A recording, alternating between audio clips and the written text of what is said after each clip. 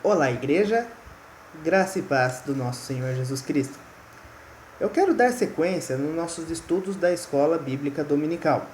Nós estamos analisando a revista Expressão, com o tema do Sermão do Monte, e hoje nós já estamos na lição de número 9, que é sobre exercendo o juízo. Primeiro você, depois os outros. Já vamos comentar um pouco mais sobre isso. Primeiro, façamos a leitura do nosso texto base. Mateus capítulo 7, do verso 1 ao 5, diz o seguinte: Não julgueis para que não sejais julgados, pois com o critério com que julgardes, sereis julgados, e com a medida com que tiverdes medido, vos medirão também. Por que vês tu o argueiro no olho do teu irmão, porém não reparas na traves que está no teu próprio? Ou como dirás a teu irmão: Deixa-me tirar o argueiro do teu olho, quando tens a trave no teu? Hipócrita, tira primeiro a trave do teu olho, então verás claramente para tirar o argueiro do olho do teu irmão. Pois bem, vamos falar agora um pouco sobre julgamento, né? Julgamento, que na verdade é uma palavra que a sociedade moderna detesta. As pessoas hoje em dia querem se expressar, querem simplesmente dar vazão para todas as suas vontades e delírios, e sem que possa receber crítica ou qualquer, como que eu posso dizer, repercussão negativa daquilo que faz, né? E quando a gente traz isso para o meio cristão, isso ainda acontece, né? Quando alguém age com um comportamento reprovável e outro vai tentar adverti-lo do seu comportamento, os cristãos às vezes usam esse texto como defesa. Não julgue para não ser julgado. Ou uma frase muito perigosa: só Deus pode me julgar. Uma frase essa que, se fosse entendida realmente, deveria causar espanto e temor, né, a todos que a usam tão somente como uma desculpa para suas más atitudes. Porém, o que a Bíblia realmente ensina sobre isso? Será que de fato nós, como cristãos, temos que nos abster de toda forma de julgamento? Será que para nós é completamente proibido a prática de acusar a má prática de outro ou denunciar o erro de outro? Como que isso deve ser entendido biblicamente? Então é isso que a lição quer tratar para nós. Vamos tratar algumas verdades bíblicas a respeito do julgamento e então, obviamente, ver a maneira certa de compreender o assunto. O primeiro ponto que a revista traz para nós, e muito pertinente, é a expressão da verdade. Há um só juiz. Ou seja, quem que é o juiz? Deus, Criador de todas as coisas. Ele que está sentado no trono sobre todas as coisas, sobre toda a criação. Ele é que tem poder de fato para julgar. O que é julgar? Julgar é avaliar a atitude, as ações, avaliar os eventos, como que diz, categorizá-lo como bom, né, ou mal, e também emitir sentença de acordo com aquilo que foi posto. Ou seja, nós, quando julgamos, nós avaliamos o que foi feito pela outra pessoa e imediatamente também já queremos condená-las, já queremos sentenciá-las pela sua prática. E isso é péssimo para um cristão, porque somente Deus tem esse poder. Somente Deus tem capacidade real para julgar todas as coisas. Nunca ele delegou o julgamento e também a penitência dos erros para as outras pessoas. E isso é uma incumbência própria dele. Um cristão, quando julga para condenar outra pessoa, está na verdade usurpando o cargo único e exclusivo de Deus. Lá em Tiago, capítulo 4, do verso 11 e 12, vai falar um pouco sobre que a nossa condição é a de observadores da lei, ou seja, daqueles que estão sujeitos às regras da lei. Nós estamos para ser avaliados pela lei, e não para aplicar a lei. Quem aplica a lei é Deus. Tiago fala, né? Há um só legislador, né? Um só juiz sobre todas as coisas, que é Deus. E então você pode pensar, mas Pedro, acontece que Jesus, ele julgava, ele sabia avaliar as más ações, os más pensamentos, e imediatamente já promulgar o que estava reservado para as atitudes, para os pecados que muitas vezes o rodeavam.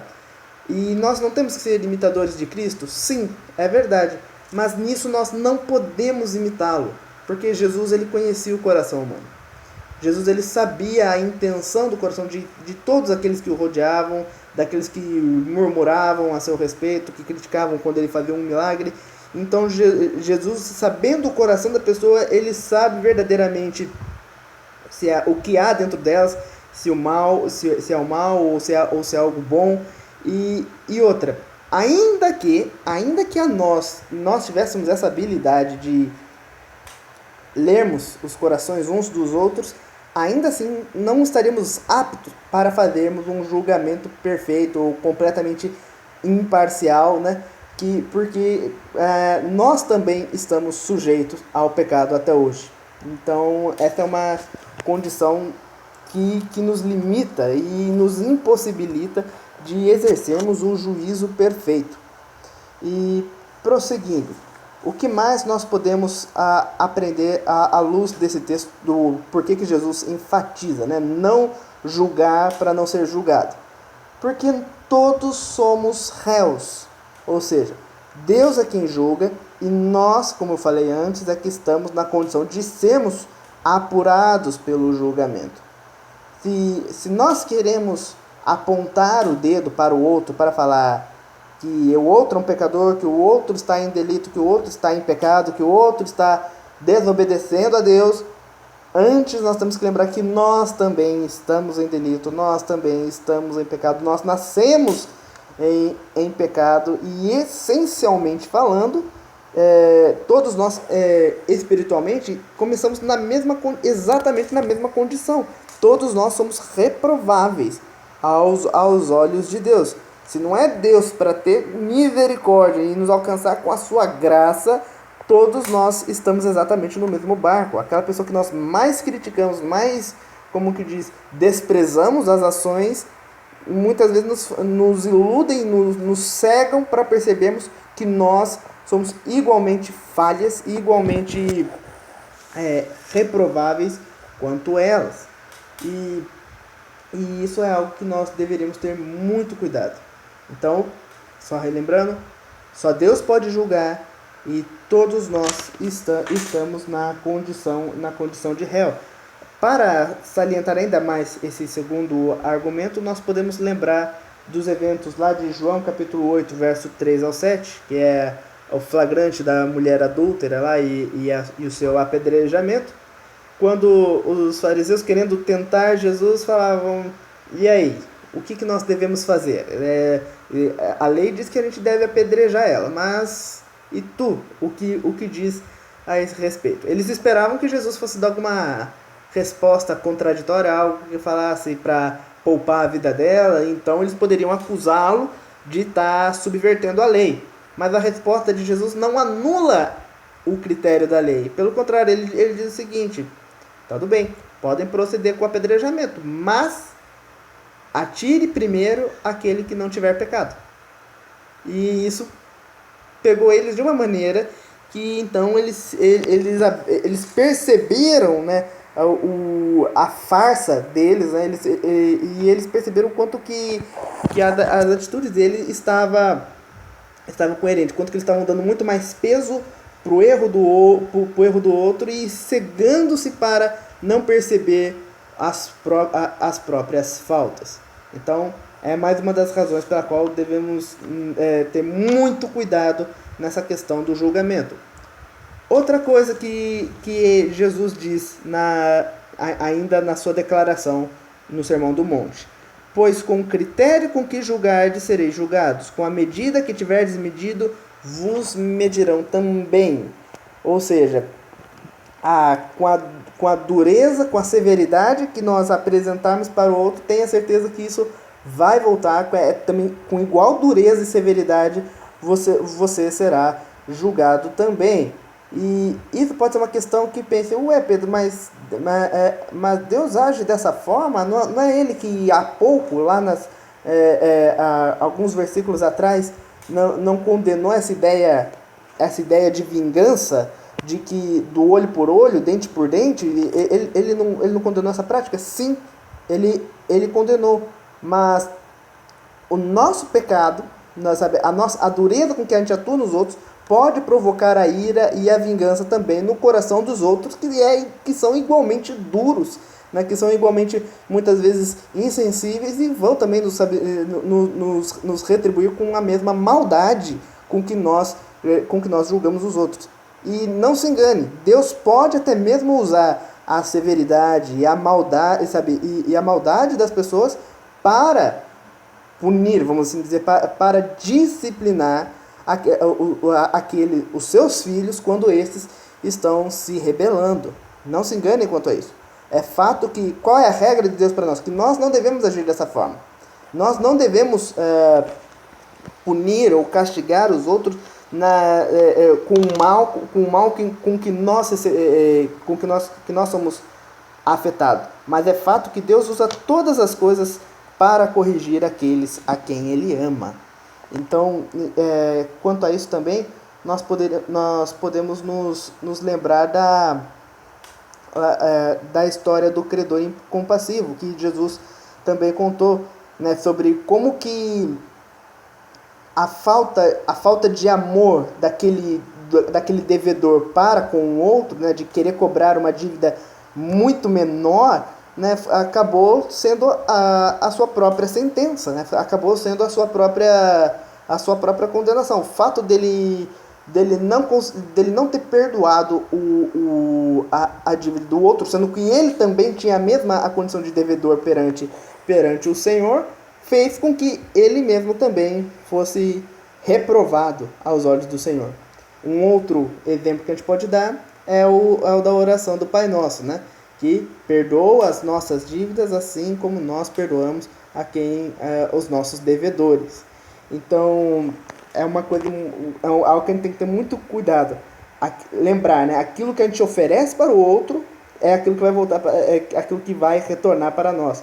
Daí a necessidade de a gente manifestar amor, de a gente manifestar longanimidade, de sermos pacientes uns com os outros. Aí é a hora de exercermos, né, de fato, todos os dons espirituais para de fato uma convivência harmônica e agradável aos olhos de Deus.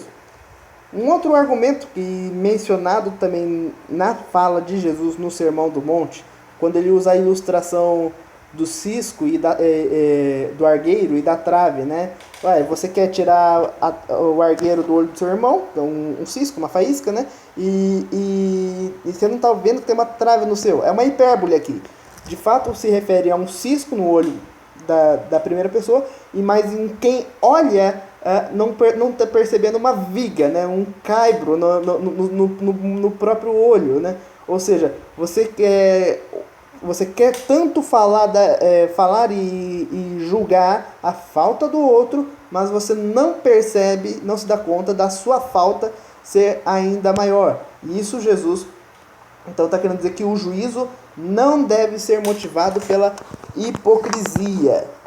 Então, mas aí então pode surgir um questionamento. Quer dizer que todas as vezes que nós julgamos uns aos outros, nós temos faltas maiores do que a pessoa que nós olhamos primeiro? Pois é, se nós queremos nos pôr na condição de juízes sobre aquela pessoa e já com um coração completamente malevolente, né, pronto para humilhar e desprezar o outro, tenha certeza de que a nossa falta é maior do que aquela pessoa. É o que Hendrickson fala, né? A trave que muitas vezes a gente tem no olho é a trave da justiça própria. É a trave do achar-se mais justo, mais virtuoso do que os outros. E muitas vezes, na nossa sensibilidade de perceber a falta do outro, cometemos faltas ainda maiores. Então, devemos ter muito cuidado, né, nesse ponto. Agora, eu quero fechar com vocês uma questão importante. Se sabemos que é um só juiz, se sabemos que somos todos réus, se sabemos que nós vamos ser julgados da mesma forma que julgamos e que não podemos ser hipócritas de queremos nos acharmos mais justos do que o outro, significa que não é para ter nenhuma forma de juízo? A resposta é não. Jesus aqui ele não fala essa palavra, ele não proíbe o julgamento como um todo, porque pelo contrário, ainda no Sermão do Monte, Jesus ele ensina a igreja a ter critério para avaliar as coisas, avaliar aquilo que vale a pena fazer, aquilo que não vale a pena fazer, pessoas com quem vale a pena se envolver, com as que não valem a pena se envolver. Se ensina a distinguir os falsos mestres dos verdadeiros mestres. E para que isso seja possível é necessário critério, é necessário saber avaliar e separar o que é bom do que é mal. Então um cristão ele não é alguém isento de critério, pelo contrário, ele tem um cristão verdadeiro busca ter sempre um critério justo para avaliar todas as coisas. Né? Paulo diz isso aos Tessalonicenses, né? Para avaliar todas as coisas, julgar todas as coisas e reter o que é bom. Então, não é uma proibição para deixarmos de identificar o errado e o falso. E então, o que fazemos então quando nós olhamos para o outro, percebemos a sua falta? Qual é a postura do cristão? Corrigir em amor. A sua motivação na falta do outro jamais deve ser a condenação do outro, jamais deve ser, ou também a sua autoglorificação no outro. Eu vou lá para mostrar o quanto sou muito mais nobre e muito mais aceitável aos olhos de Deus do que ele, ou vou lá e vou promulgar sobre ele as maldições de Deus porque ele está em pecado. Não! A motivação para percebermos falta uns nos outros deve ser o amor, o espírito de correção que o faz com brandura, que o faz de forma suave, que o faz de forma a realmente reintegrar a pessoa nos caminhos do Senhor e não afastá-la. Até mesmo a disciplina eclesiástica, né, o método pela qual a igreja aplica a disciplina nos seus membros, também ele é todo inspirado em amor, jamais para humilhar, para expor ou para menosprezar alguém. Então, atentem para essas palavras e veja que o juízo do cristão, o juízo de alguém, de um servo submisso a Cristo, é motivado pela benignidade, é motivado pelo espírito de paz, é motivado pelo amor que sente pelo outro, jamais pelo ódio, jamais pela vanglória, jamais pela humilhação ou pelo prazer em condenar. Não podemos ser hipócritas. Todos nós somos pecadores, todos nós somos igualmente carentes da graça de Deus. Todos nós temos que estar subjugados ao juízo superior e perfeito do nosso bom Deus. Muito cuidado se muitas vezes nós somos sensíveis demais à falta uns dos outros. Talvez isso seja um sinal, um alerta de falta de amor dos nossos corações. Então, que Deus possa nos corrigir, que Deus possa nos dar a brandura e a sabedoria necessária para identificarmos cada um desses momentos. Que Deus nos abençoe.